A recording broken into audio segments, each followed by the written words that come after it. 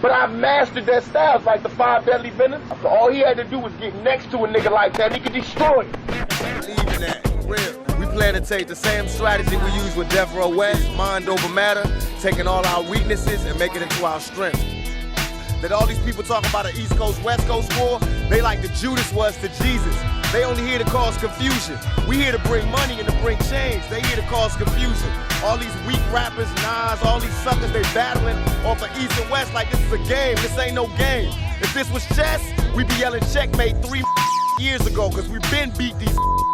It's not a game. Bob Arum claims that Al Haymon is the cancer of boxing, and he's holding up a fight between Terence Crawford and Errol Spence. Stay tuned. What up, Fight World? It's your boy Ego, and I'm back with some more boxing. Make sure you smash the like button. Also, subscribe to the channel for the latest and greatest in boxing. If you want to become part of the gang notification gang, please hit the bell icon. Shout out to the Super Chats, channel donations, the Venmo donations, and the Patreon family. We working. Now I come to you. Still I rise. I ain't a killer, but don't push me. I come back as EGOVELI. I had to go EGOVELI for this video, and we're going to jump straight into it. There's been some recent interviews. Bob Arum has had a lot to say. He says that the reason Terence Crawford and Errol Spence aren't fighting next, or it probably won't happen next, is because Al Haymon, is the cancer of boxing, right? And he's the holdup between the fight. Listen, I got to give my thoughts. And like I said, I'm going to jump straight into it, EGOVELI style. One, it's funny that Eddie Hearns, Bob Arum, and all these various De La Hoyas and different promoters, rival promoters, mind you, they have so much to say about a guy who is very business savvy, getting shouted out by Drake, and he doesn't even do interviews. This is actually, in recent interviews, one of the things that Bob Arum is complaining about. He's complaining that Al Haymon is not, in front of cameras and nobody knows him. He even said that Al Haymon may not even exist or some shit like that.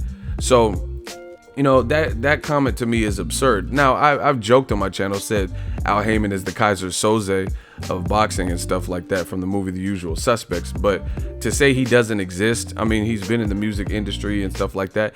Some people don't revel in the, behind the scenes, or they revel in the behind the scenes stuff. They don't, care about camera time. People like Eddie Hearns, they like camera time. They like being all in the video, dancing.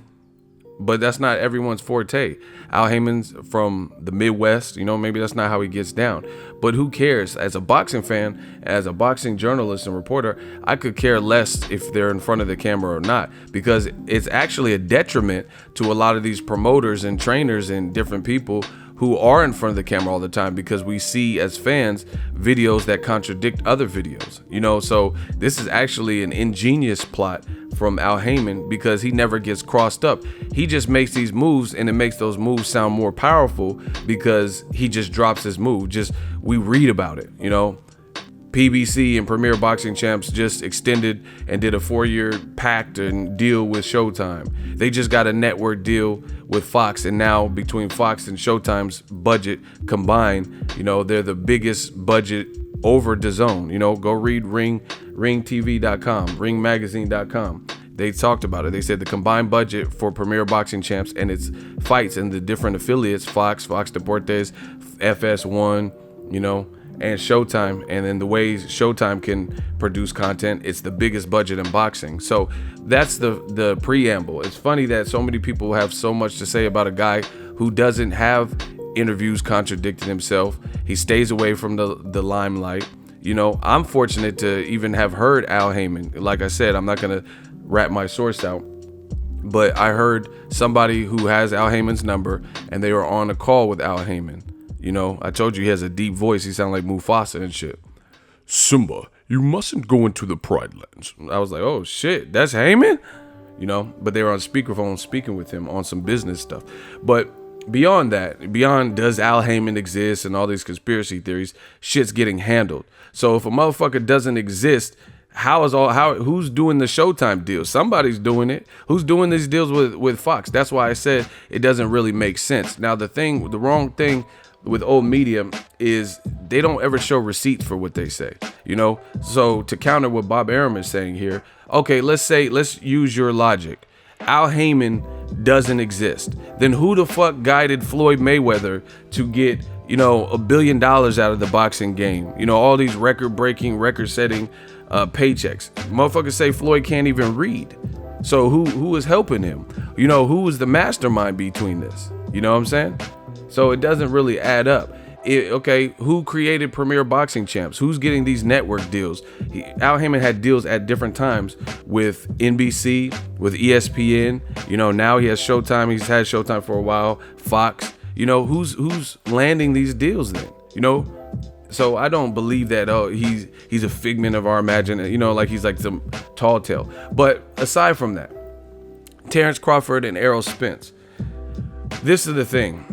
I think I've been around both guys. I don't think either guy is ducking. There's a lot of controversy and a lot of people, and a lot of that is used from the racists to actually like create havoc in the comment section. They like to see two black fighters pitted against each other, and a lot of people, at each other's throats, calling this guy a ducker and ducker. But as far as me, we're not falling for that. The reason being, it don't matter if you're black, white, purple, green, or whatever.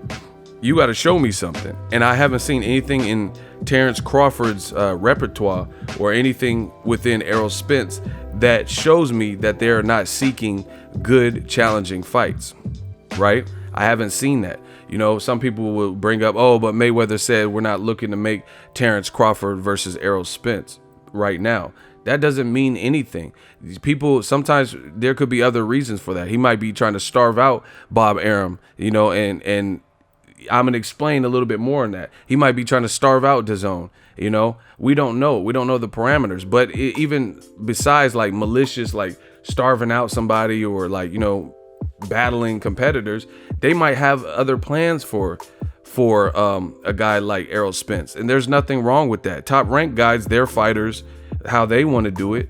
Golden Boy guys, their fighters, how they want to do it. Here's the thing. Why didn't Golden Boy let Gervonta Davis spar with Ryan Garcia? Why haven't they pushed for that fight? You know what I'm saying? People just want to talk about how, Mayweather Promotions, he won't let Tank Davis fight Lomachenko. Okay, but what about Golden Boy? Why didn't they let Ryan Garcia at least spar? They were trying to get a professional fight or have a pro fight.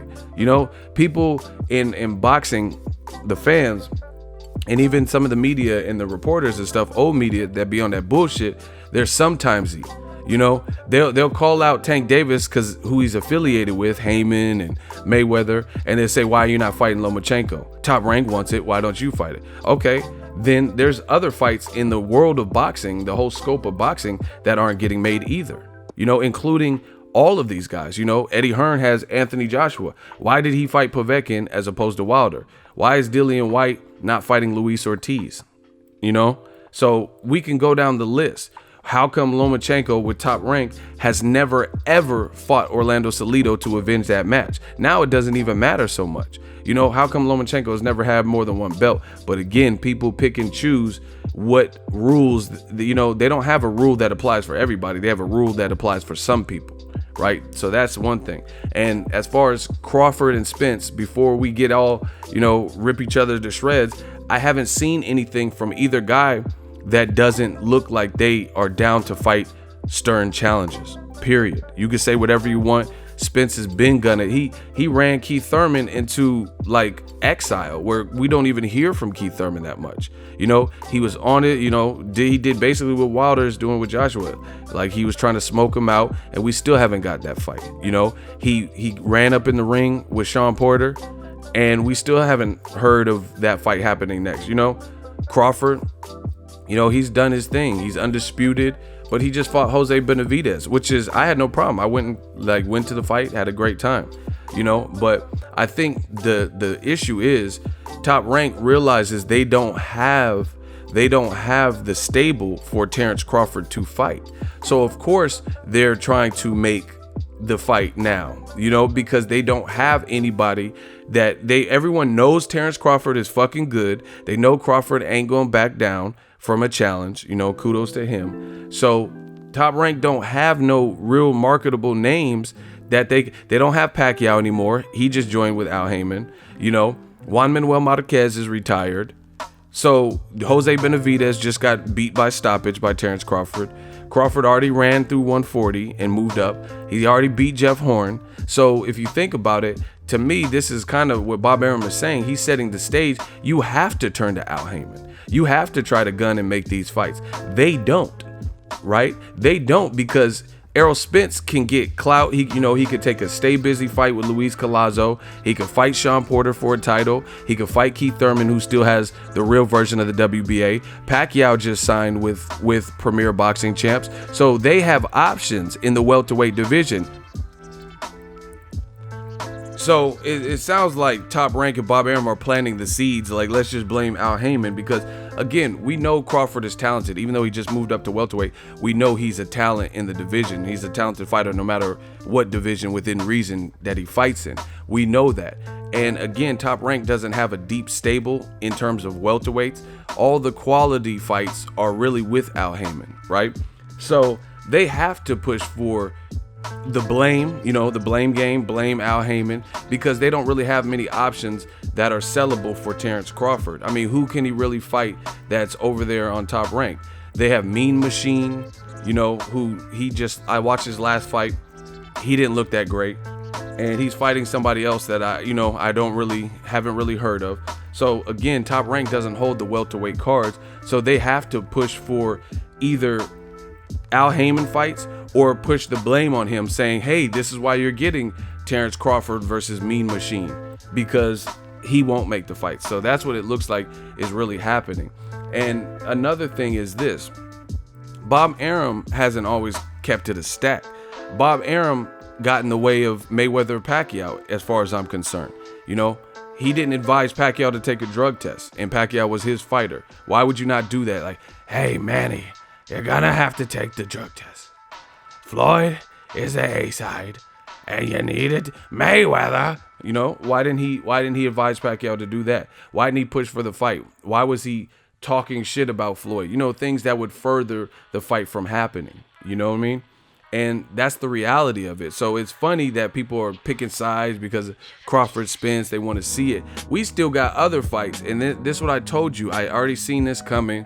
New media style, EGOVELI style. I already told you, this is what they're going to try to do, old media and stuff like that. They're going to try to create this rift between Crawford and Spence, and it's going to become kind of like Black Murderers Road 2.0, because the two guys that have been bouted and have showed a resilience, showed the fighter spirit, because other people duck them, or because other people don't have stable, now they're going to pit them against each other and then make it look like one's afraid of the other. That's not how this game works. Like I said, Top Rank, they do not have many quality welterweights outside of Terence Crawford, who's an awesome welterweight. They don't have Tim Bradley anymore. He's doing commentary. So they have to at least make the fight with Al Haymon, or make it look like Al Haymon is slowing them up so they could justify who the hell Crawford's going to fight next, because they don't have any marquee welterweights, that can fight Crawford. That's not going to get a lot of flack. So, they're either going to have to fight Haymon fighters, or they're going to have to blame Haymon for it, and that's really what I see here. And again, I'm not going to turn on Crawford and Spence, who have showed the willingness to fight people, and then try to flip it on them and make it look like one of them is ducking, unless I see some real hardcore receipts that they're not about that life. Other thing, Bob Arum steadily talking shit about like Al Haymon, and how you want to work with somebody but you saying that they don't exist. You want to work with someone but you're calling them a cancer, a disease, a terminal disease. You're calling him. You're saying he's the cancer of boxing, yet do you think that's going to help your chances to make Terence Crawford versus Errol Spence? It makes no sense. That's like me going to a dance floor and be like, hey, what's up, bitch? And then asking a girl to dance. Why would she want to dance with me and I'm calling her a dumbass bitch? That doesn't even make sense. If you want to run a game, you have a better chance of, at least, even if that's what you felt, hiding that part to get what you want out of the equation. Be like, hey, babe, I noticed you're very pretty. I was wondering if you would like to dance with me, But if you walk up to her like, man, you a bitch, I'm just trying to hit. You know what I'm saying? Good luck with that. So, I don't agree with that also from Arum. You calling the man the cancer of the sport, that, it don't really get worse than cancer. That's some pretty serious implications. And again, aside from all that, this whole cancer talk is Showtime kept us afloat. Imagine if if none of Al Haymon's fights happened, right, in the last 2 years, where would boxing be? We would have had a lot of gaps and a lot of, Al Haymon, in my opinion, from my view, he's had the best undercards. He's had the most names on the undercards, the best matches on the undercard outside the main event. Some of the other companies, they don't do so well. They might have one card here and there, but like, who fought on Lomachenko Rigondeaux undercard? What were the compelling matchups? What was Top Rank's undercard for Lomachenko Linares? Crawford versus John Molina. What was the undercard? You're going there for the star and the star matchup. That's what you're getting. Al Haymon's actually had undercards where you're like, oh damn, I get to see a prospect like Joey Spencer. I get to see J. Leon Love versus Peter Quillin on the Berto. You're at least getting something, more bang for your buck, if you will. Luis Ortiz versus Deontay Wilder, it was supposed to have Jamal Charlo and Hugo Centeno on an eliminator, but the only reason it didn't happen was because Hugo got injured and they pushed it back, and then they made it a triple header with Broner Vargas, Jesus Cuellar, and Tank, and then they put Jamal Charlo on there. So you got a triple header. When Erickson Lubin got knocked out by Jamal Charlo, that was on an Edislandi Lara versus Terrell Goucher card with Jared Hurd and Austin Trout, which was a really fun fight. You know what I'm saying? So all this name calling, that's not it. That's not it, Chief. That's not the way to get the fights you want done. Calling someone a cancer, saying they don't exist and stuff like that. And again, it's like it's calling the kettle black. Bob Arum, in my opinion, has been responsible for not letting fights happen too. We all wanted to see at the time, some of you newbies, you rookies, poo-butt rookies don't remember this, but Mikey Garcia was a top-ranked fighter. And he was, everyone wanted to see him fight against Yuriorkis Gamboa at the time. And guess what? The fight never happened. Gamboa and his then promoter, 50 Cent, something special, man. They even got in the ring after a Mikey Garcia victory, I think in New York. And the fight never happened. And then that's when Mikey Garcia ended up going into, this long-standing beef with Top Rank, and he didn't fight for over 2.5 years. So, it's just amazing to hear Bob Arum call someone a cancer. But you got to look at the facts. All these people, the Eddie Hearns and the Bob Arum, they keep saying this and that about Al Haymon. But why are you modeling? Why have you moved and operated and done things behind Al Haymon after he did it? Al Haymon was the one that brought back boxing back to prime time. He's the one that put PBC out. And then you seen Top Rank start putting out some fights on True TV or whatnot.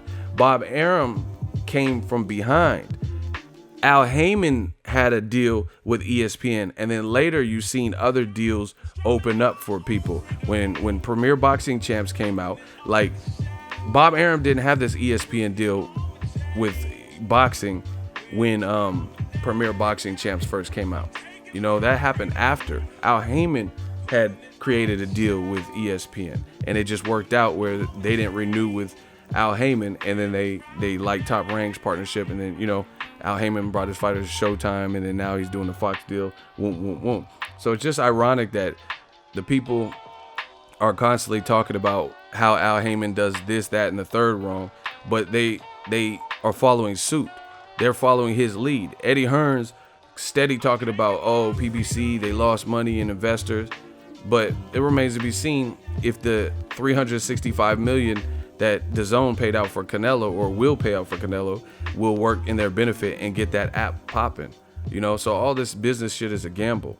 And it's funny, like I said, the Eddie Hearns and stuff, you're talking about Premier Boxing Champs, but you're trying to recruit his fighters. You're trying to beg Gervonta Tank Davis to come. You're trying to tell Charlo that he has to come to DAZN if he ever wants to fight the top middleweights that you guys have. Bob Arum, he's saying that Al Haymon's the cancer, but at the same time, you don't have anyone for Terence Crawford to fight, and you're gonna need Bob Arum to make the best fights for Crawford. Who wants to see Terence Crawford versus Mean Machine? Is that really a fight that anyone's just like chomping at the bit for? So, you know, to me, it's kind of ridiculous. And Bob Arum keeps bouncing back and forth. He sued Al Haymon, you know, then they settled out of court. Then he worked with him for the Felix Diaz Crawford fight. He worked with him for the John Molina and Crawford fight. And he even said favorable things about Al Haymon. Like, yeah, premier boxing champs and da-da-da. But then recently, now he's reverted back to negative things. Al Haymon doesn't exist. Who the fuck is he? He needs to show his face. And why can't media talk to Al Haymon? He's the cancer of boxing. You know, Showtime Boxing, which is affiliated with Al Haymon, they're on their way out, just like HBO Boxing with DAZN and Top Rank and ESPN Plus. So, you know, to me, this is just business and rivals warring in a pissing contest, stuff like that, because none of it's making sense, you know. And Bob Arum, it's just like he's out of nowhere, he's coming with all of these statements, right? And it just looks like envy to me, you know.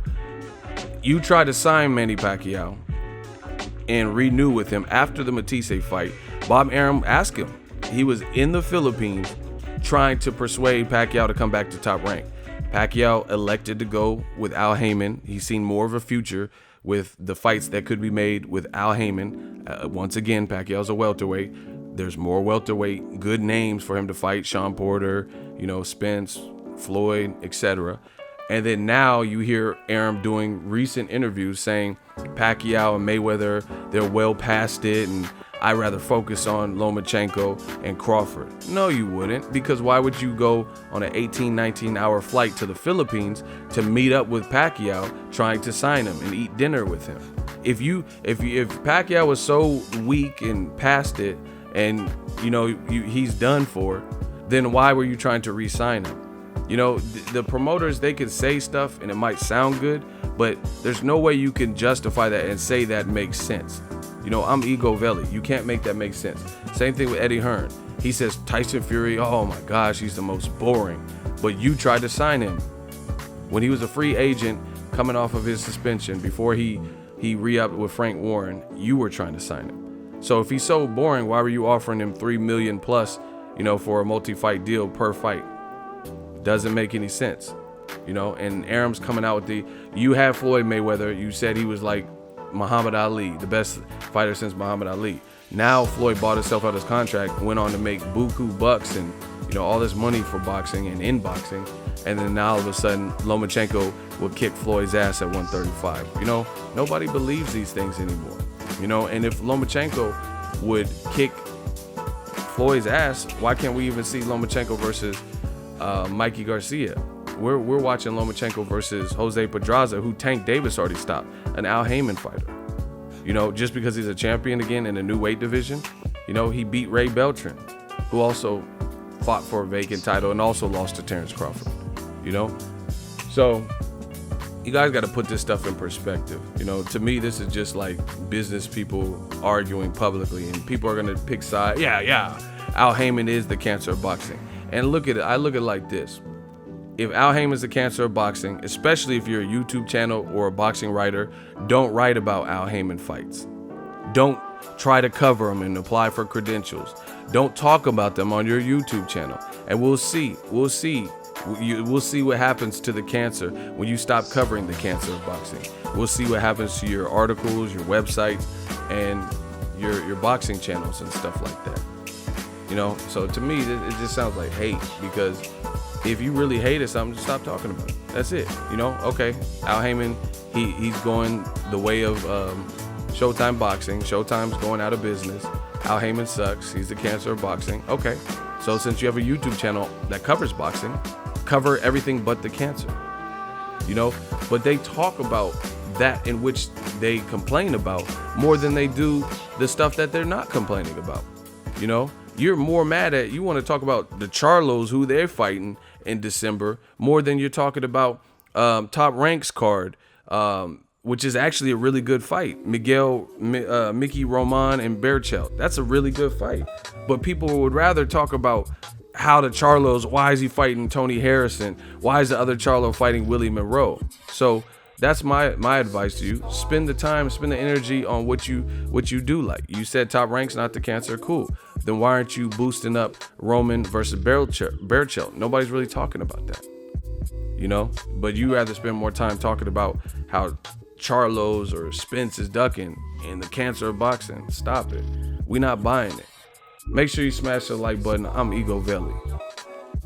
So if you enjoyed this video and want more content like this on the channel, you can show your appreciation by going to the PayPal donate button or the YouTube support button, and you can donate any amount that you feel is equivalent to the value of this video. Much more to come. Thank you guys for your support. Boxing Ego, the future of boxing.